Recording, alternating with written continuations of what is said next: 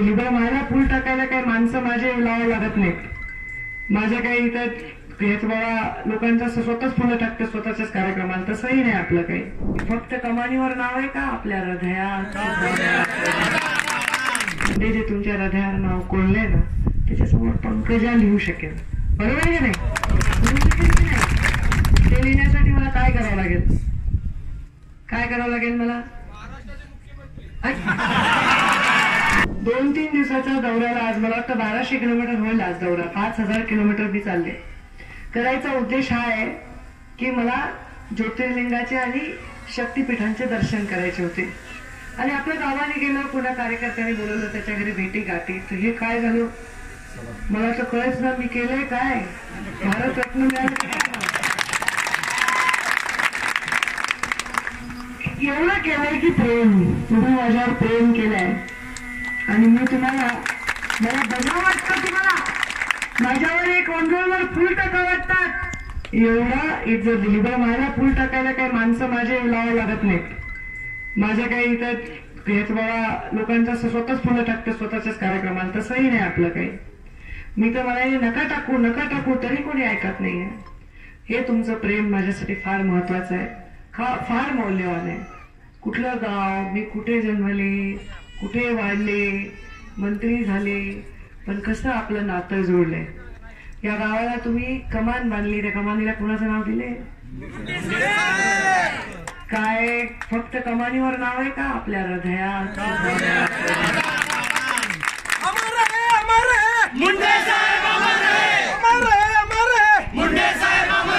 या हृदयातल्या मुंडे साहेबांच्या नावाला कुल मिटवू शकाल का? स्वतः पंकजा गोपीनाथ मुंडे सुद्धा प्रयत्न केले तर ते मिटवू शकणार नाही. हा, गोपीनाथ मुंडे जे तुमच्या हृदयावर नाव कोणलंय ना त्याच्यासमोर पंकजा लिहू शकेल. बरोबर आहे की नाही? ते लिहिण्यासाठी मला काय करावं लागेल? काय करावं लागेल मला?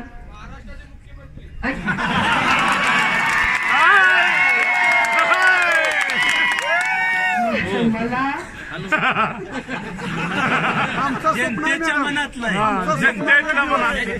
आता परत माझी पंचायत करता. मला तुमची निष्पाप निष्कलंक मनाने सेवा करावी लागेल. आपण बघा खूप प्रेमळ माणसं आहेत.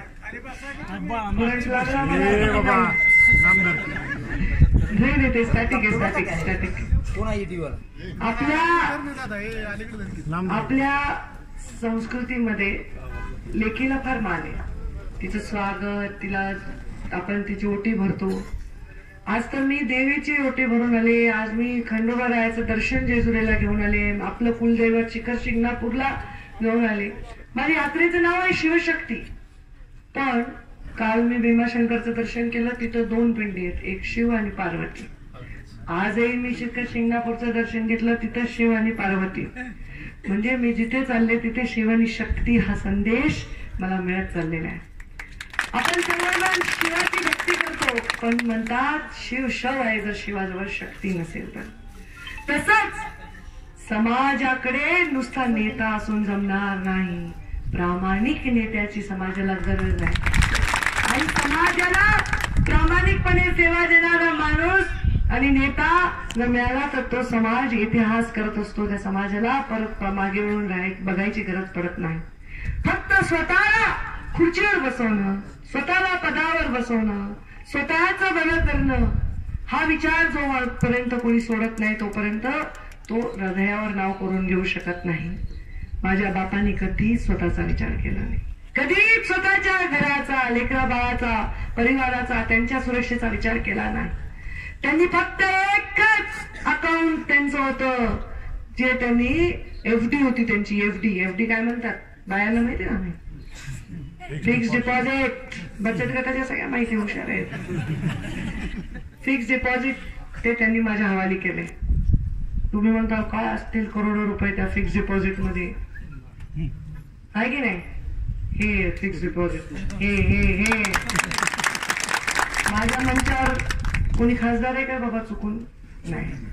आमदार आहे का कोणी? हा, ते आता मी म्हणू शकत नाही आताच काही. त्यांची पुन्हा त्यांची सुपारी घेऊ नका. म्हणजे आज बरं मी आमदार आहे का? नाही. मी खासदार आहे का? काय मुदळ का? मग आता आमदार खासदार नाही, पदात नाही, कशात नाही, तुम्ही एवढे सगळे माणसं का जमायलात माझ्यासाठी?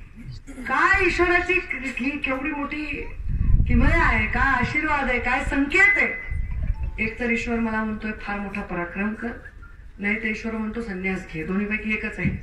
संन्यासाच्या दर्शनाला येते, नाही तर मोठ्या राजकारणाच्या. दुसऱ्यामध्ये काय? मला तुम्ही काही संन्यास घेऊ देणार नाही, आणि मला तुमच्याविषयीचं माझं कर्तव्य पूर्ण केल्याशिवाय ते करता येणार नाही. त्यामुळे मला तुमची सेवा करायची, आणि मला ईश्वराचा हा संकेत आहे की या शिवशक्त यात्रेमध्ये या लोकांची अजून तुला सेवा करायची आहे.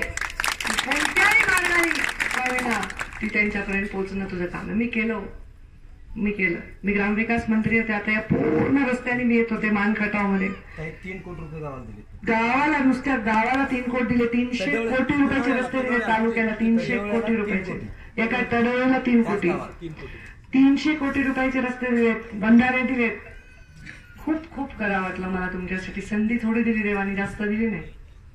जे दिली त्याच्यात खूप केलं. आयुष्यभर तुमची सेवा करीन.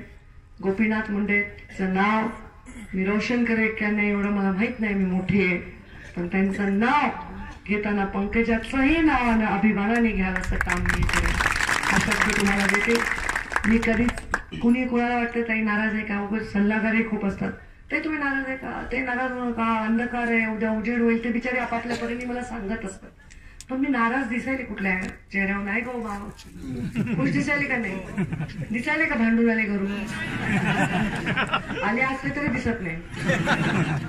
दिसायले का काही माझ्यामध्ये नाराजी आहे, काही कमी आहे, मला काही वाईट वाटायला? कसं हो, किती प्रयत्न केले ना तरी हे असलं प्रेम मिळूच शकत नाही.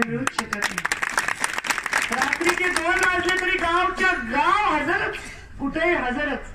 आता ही संपत्ती माझी कोण लुटू शकणार आहे? कोणी नाही. मला आनंद आहे. मला कशाची भीती नाही. मी तुम्हाला साहेबांसारखा स्वाभिमानी जीवन देण्यासाठी राजकारणात आहे. मी कुठल्याही स्वाभिमानाला तुमच्या धक्का लावू देणार नाही, हा शब्द तुम्हाला देते. आणि आयुष्यभर तुमचं आणि माझं नातं असंच राहील. परत 10 वर्षांनी तेव्हा JCBने तुम्ही पुलं उधळताल की नाही, पण मी या कमानीतून तुमच्या दर्शनासाठी नक्की आहे, एवढा विश्वास देते. आता मला जाऊ द्या. खूप कार्यक्रम आहेत, खूप. 5000 किलोमीटरची यात्रा आहे. सकाळपासून माझ्या पोटात अन्नाचं घालण नाही. मला जाऊ द्या. निवेदन वगैरे सगळं